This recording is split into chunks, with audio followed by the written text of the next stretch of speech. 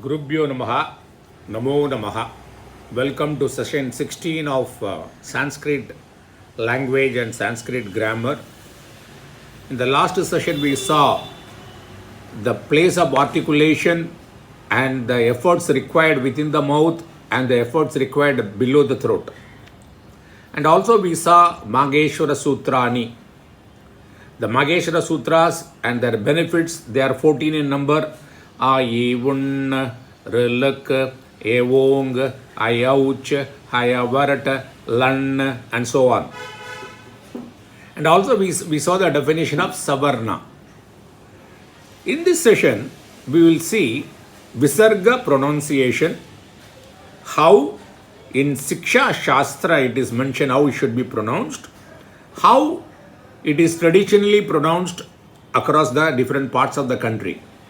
In south part of India and North India, how it is pronounced. Whatever they are used to it, it's fine. But what part in Shiksha Shastra, how it is to be pronounced, that's what I am going to say. See, the Visarga is not equal to Ha. Visarga is not equal to Ha because Ha is a consonant. Visarga is a Ayoga Vaga. Ayoga Vaga means that is which is used but not mentioned in the Mageshwara Sutra. Correct? And vowels follows consonants. And Visarga follows vowels. The difference I am telling. Vowels follow consonants and Visarga follows vowels. And what is the Siksha Shastra says about the pronunciation of Visarga? Yatha balasya sarpasya Nishvaso laguchetasa evam ushma prayoktavya hakara parivarjita. Yatha balasya sarpasya, a small snake, when it exhales with a little energy, it exhales. Same way, ushma means visarga should be pronounced or it should be applied. Hakara parivarjita. It should be devoid of the pronunciation of akara. That's what he says that.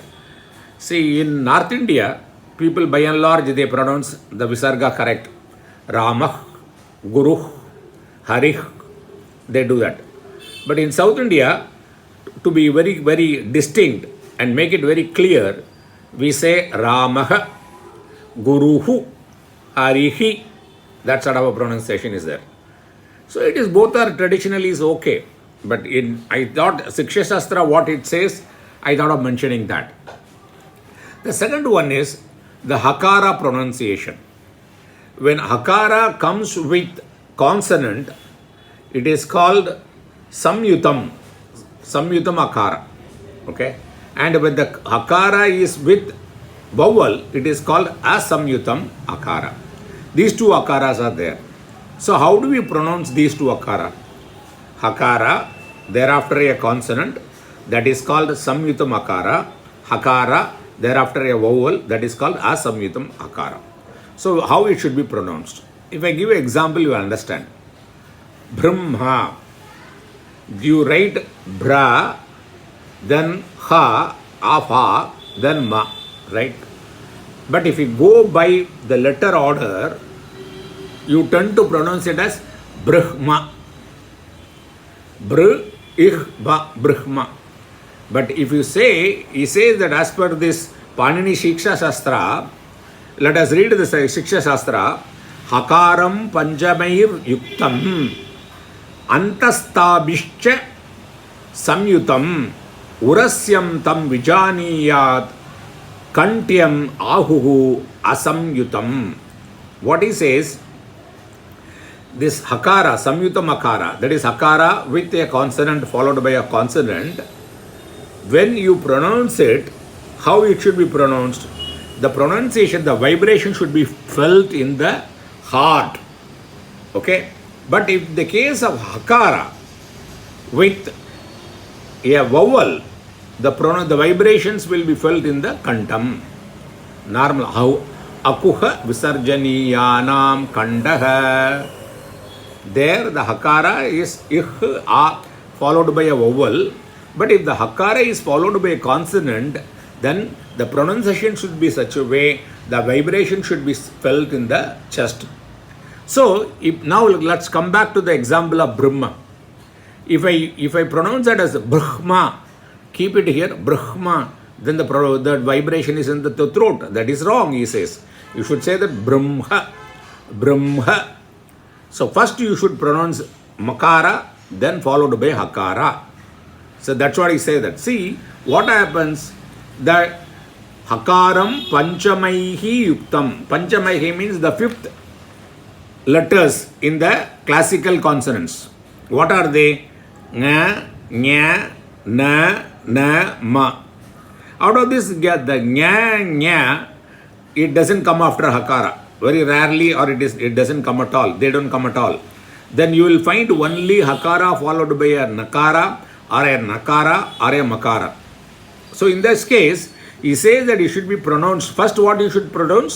It should be pronounced by the fifth letter, then followed by the Hakara. The example is Brahma, not Brahma. Vanhi, Vanhi, not Bahni. Then Chinham, not Chikhnam. These are the way it should be pronounced. That's what he says. This I thought I should mention this when it comes to pronunciation part of it. Now the third thing is different modification of Visarga. When you read a book, you will not find wherever the Visarga is there. When you do split the word, you will find Visarga. But when you do a Sandhi, when you merge the letters, you will not find Visarga. It will get modified. Sometimes it remains as Visarga. On the other places, it gets modified into 8 ways.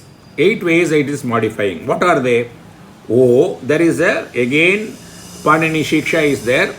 O Bhavascha, Vivritishcha, Sha, Sa, Repa, Evacha, Jihva, Moolam, Upadma, Cha, Gatihi, Ashtavidhi, Ushmana. So, what does he says? The 8 modifications are Okara, Vivritishcha means Lopa. It disappears. Sha, it becomes Sha, or Sha, or Sa, or R, Repa. How much? 6. Then Jihva Muliyam, Upatmaniyam. So, the 8 modifications are, that is, 1, Okara, second is Lopa, it becomes Ish, or Ish, or Is, or Ir, or Jihva Muliya, Upatmaniya. So when you read in a book, sometimes you find Ir, then you say that where from it comes, it is nothing but the Visarga's modification. So these 3 things I thought in this lecture, in this session, in this posting, I should mention about it, so that when you read that, you will understand. If you want to know more about this, how this modification of Visarga takes place, then you need to know about the Visarga Sandhi. So the objective of this session is to induce you to learn more and more.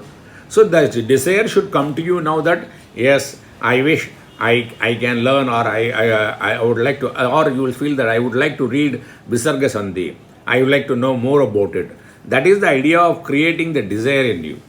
Thank you very much for the opportunity.